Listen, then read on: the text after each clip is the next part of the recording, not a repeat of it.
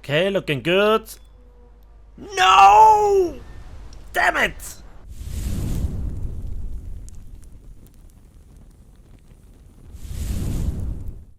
Hello there, and welcome back to War Thunder. Before we go into the gameplay, I wanted to share with you a few selected screenshots from the HMS Malborough, which is an Iron Duke class super dreadnought, which is a new addition to War Thunder in obviously the British tech tree of battle rating 6.7, and it comes after HMS Dreadnought herself in the progress line. And it's a fantastic ship. It is armed with the infamous 13.5 inches or 343mm guns that were the predecessors, so to speak, or were the basis for the even more infamous and famous 15-inch guns, which then were featured on the R class, the Queen Elizabeth class, and obviously HMS Hood herself, amongst others. And you can say whatever you want about War Thunder and Air Forces in particular, but my god, is it beautiful. And so I think this is a good introduction. Let's go. Now let's talk about the ship and its actual capabilities, its performance, and in the background you can see a lot of various different scenes from various different battles that should highlight both the strength and weaknesses of the ship. And there is quite a lot to talk about. So let's talk about first the armament. And yeah, you have 10 13.5 inch or 343mm 45 Mark V H cannons in 5 twin turrets with 1,000 rounds of ammunition. You have 4 different shell types. The stock 13.5 inch HE shell has 88 kilograms of TNT equivalent bursting charge, mounting to 96mm of penetration against all angles at any distance, and that is just causing massive floodings, fires, and everything that is not a heavy cruiser or a battleship will take considerable damage.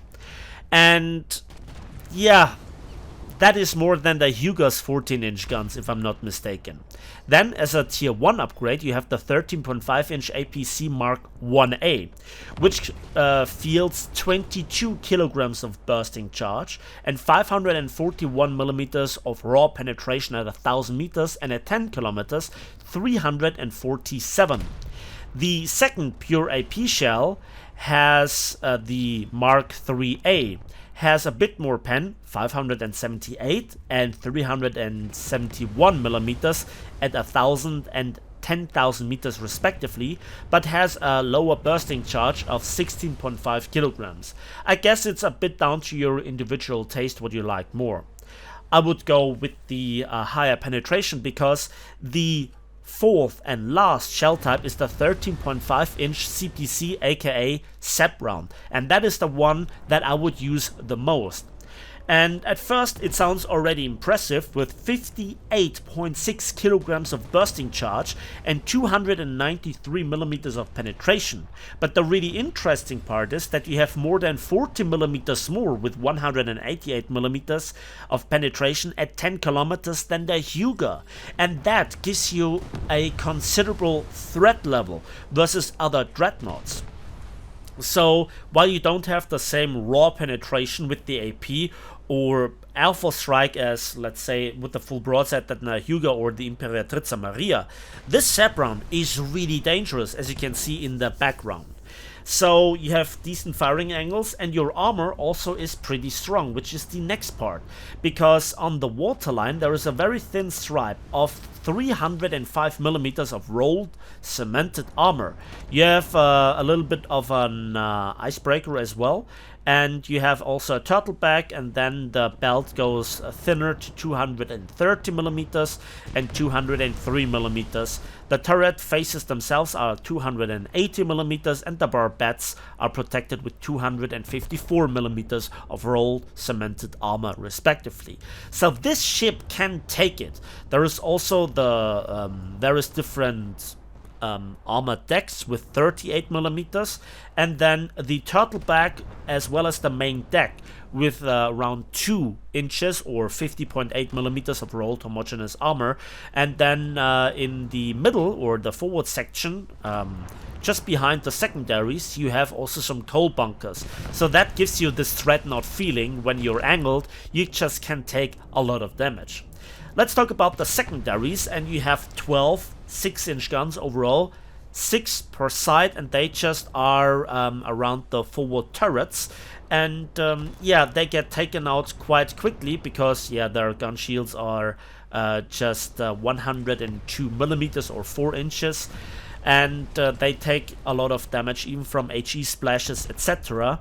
However, you have 1,560 rounds of total ammunition for them, and you have 2 ammunition types: HE with 53 millimeters of penetration and 6.6 kilograms of TNT equivalent, or the 6-inch CPC ZAP, which has up to 118 millimeters of penetration, but less bursting charge with 3.74 kilograms. But I would still use this versus everything except patrol boats. Even versus destroyers, the ZAP is just better.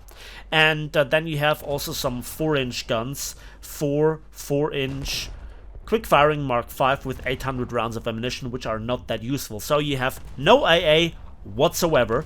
And the last but not least weapon type are up to 20 533 millimeter Mark IV torpedoes. Now they are actually useful because they are not just equipped with some decent speed of 65 kilometers per hour, but they also have a usable range of 7.3 kilometers. So in close quarters you can defend yourself.